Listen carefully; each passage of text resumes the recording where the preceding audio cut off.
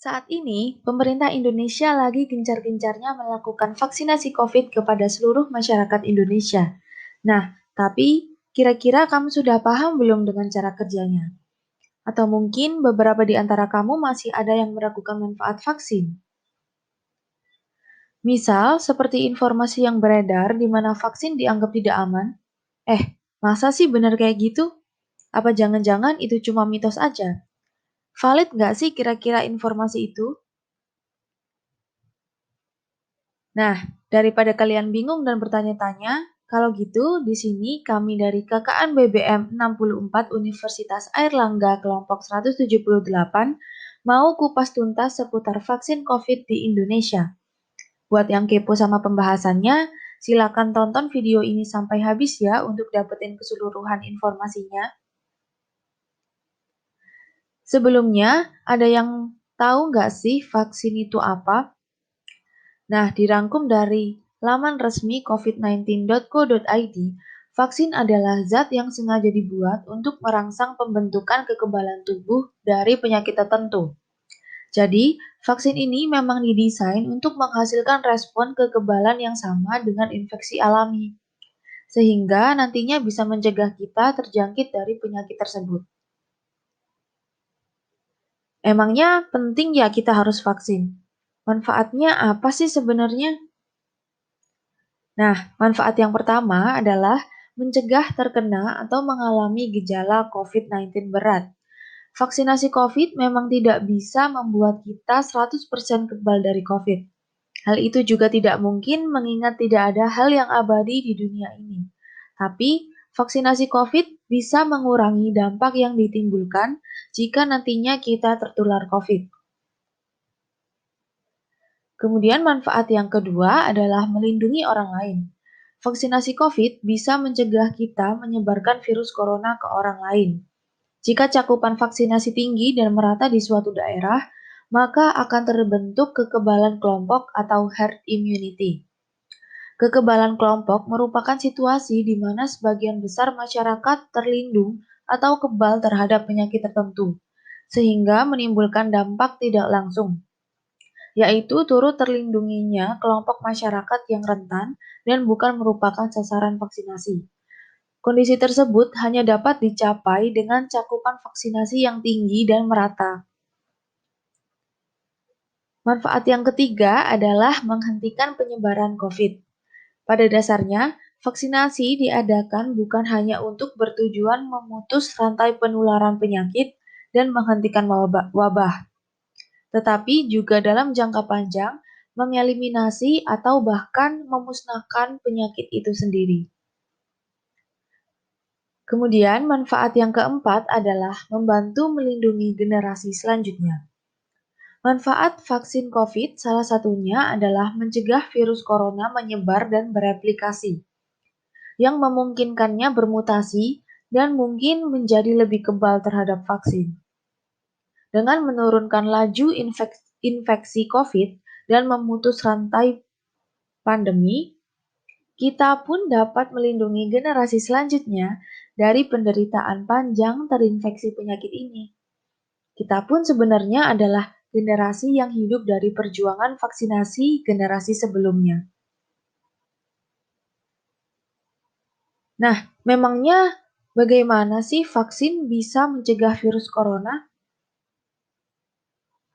Vaksin mengandung antigen yang sama dengan antigen yang menyebabkan suatu penyakit.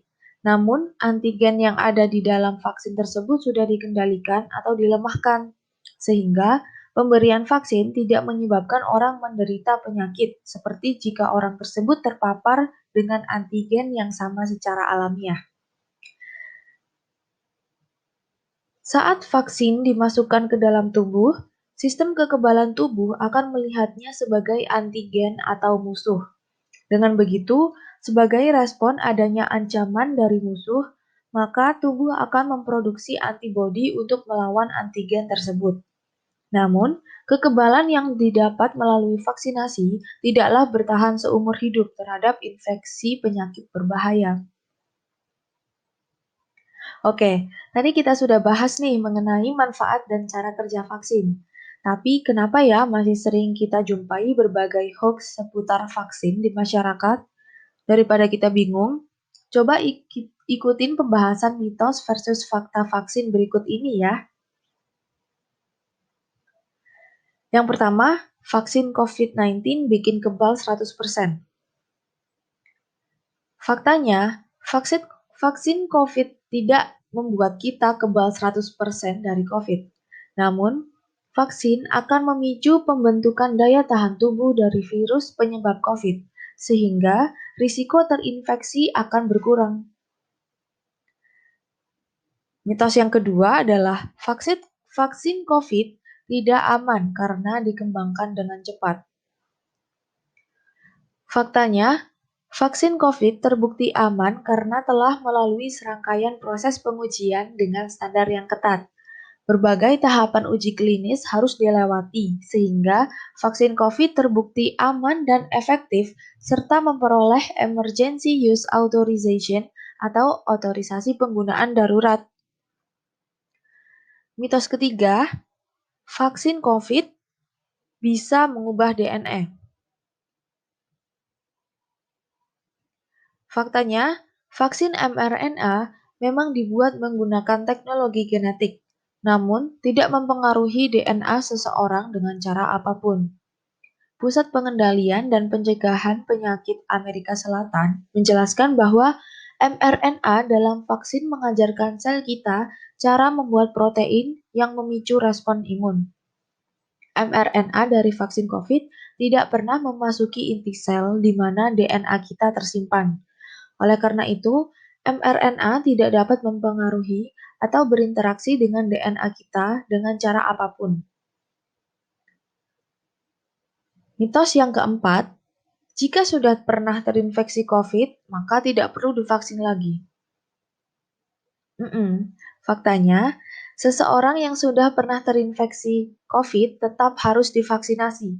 Kekebalan yang diperoleh dari infeksi yang disebut kekebalan alami bisa bervariasi antar orang.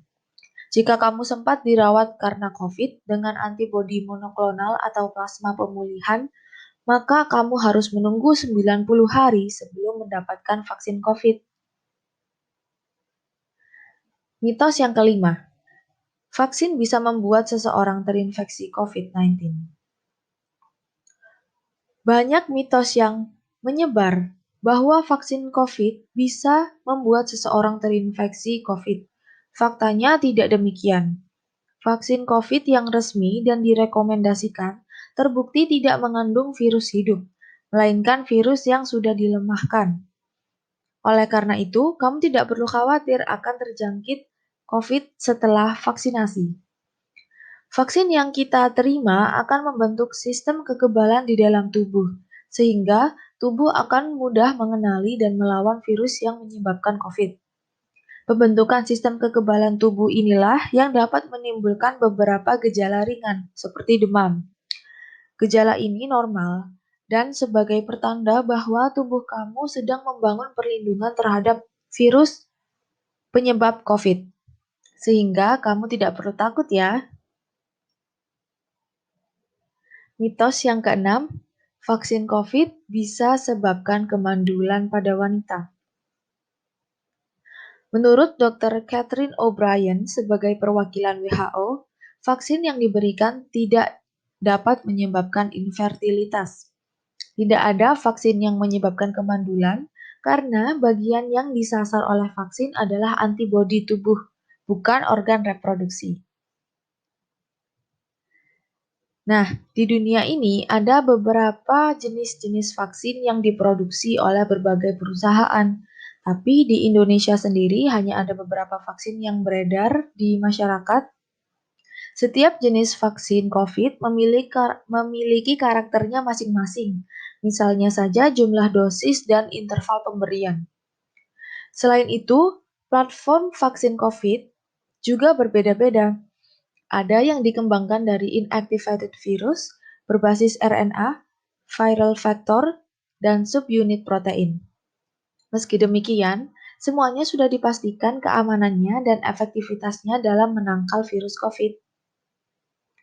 Jika demikian, Lalu jenis vaksin apa yang terbaik untuk kita? Nah, secara teknis, semua jenis vaksin tersebut sudah melalui serangkaian proses uji klinis dengan standar yang ketat dan terbukti efektif untuk menangkal virus. Hanya saja perusahaan yang membuatnya berbeda-beda. Vaksin yang terbaik adalah yang bisa kamu dapatkan sesegera mungkin. Selanjutnya, mari kita lihat bagaimana perkembangan vaksin di Indonesia. Vaksin di Indonesia sendiri memang pada awalnya diprioritaskan untuk tenaga kesehatan, tapi sekarang juga sudah banyak diberikan untuk masyarakat. Dilansir dari ourworldindata.org, terhitung sejak tanggal 5 Agustus 2021, Indonesia telah mencapai cakupan vaksin sebesar 18% untuk dosis pertama dan 8,2% untuk dosis kedua dari total populasi. Hal ini sebenarnya masih sangat jauh untuk bisa mencapai kekebalan kelompok, di mana sebagian besar ahli percaya setidaknya butuh 70% dari populasi untuk divaksin demi mencapai kekebalan kelompok. Tapi tidak masalah, karena semua pasti butuh proses supaya hal tersebut bisa terwujud. Kita juga bisa turut berkontribusi membantu mempercepat tercapainya kekebalan kelompok dengan melakukan vaksinasi di lokasi terdekat dan mendapatkan 2 kali dosis vaksin. Lalu kira-kira apa sih yang harus dilakukan sebelum dan sesudah vaksin? Nah, sebelum vaksin, pastikan terlebih dahulu bahwa kamu layak vaksin. Maksudnya apa itu? Jadi, jika kamu punya komorbid atau penyakit penyerta, periksakan terlebih dahulu dan minta rekomendasi kelayakan vaksin dari dokter. Lalu, pastikan tubuh kamu fit sebelum vaksin untuk menghindari efek samping yang berlebihan. Hal yang perlu kamu lakukan adalah tidur cukup, makan teratur dan bergizi seimbang, olahraga, banyak minum air putih, kelola stres, dan cukupi kebutuhan vitamin C, D, dan E. Nah, setelah vaksin, biasanya beberapa orang akan mengalami efek samping. Gejala efek samping tersebut bisa berbeda-beda di tiap orang, namun pada umumnya meliputi lelah, lapar, badan terasa pegal, demam ringan, sakit kepala, dan lain-lain. Jika kamu mengalami efek samping, hal itu sangatlah normal dan tidak perlu khawatir, karena umumnya akan bisa sembuh dengan sendirinya. Kamu perlu beristirahat minimal 1 hari setelah vaksin. Jika efek sampingnya memburuk, kamu juga bisa berkonsultasi ke dokter yang memberikan vaksin. Biasanya akan disertakan nomor telepon yang bisa kamu hubungi. Oleh sebab itu, meski sudah divaksin, kita direkomendasikan untuk tetap menjalankan protokol kesehatan, yakni memakai masker, mencuci tangan dengan sabun, dan menjaga jarak untuk mencegah penularan virus corona. Karena lagi-lagi, vaksin tidak bisa membuat kita kebal 100%. Nah, tadi kita sudah bahas banyak banget hal tentang vaksin. Semoga informasi tadi bisa membantu kamu untuk jadi lebih paham ya. Jika kamu ingin menambah informasi dengan mencari sendiri di internet, coba kritisi setiap informasi yang kamu terima dan pastikan sumber-sumber yang kamu gunakan valid dan kredibel. Oke, sekian dulu teman-teman. Terima kasih dan jangan lupa 5M ya.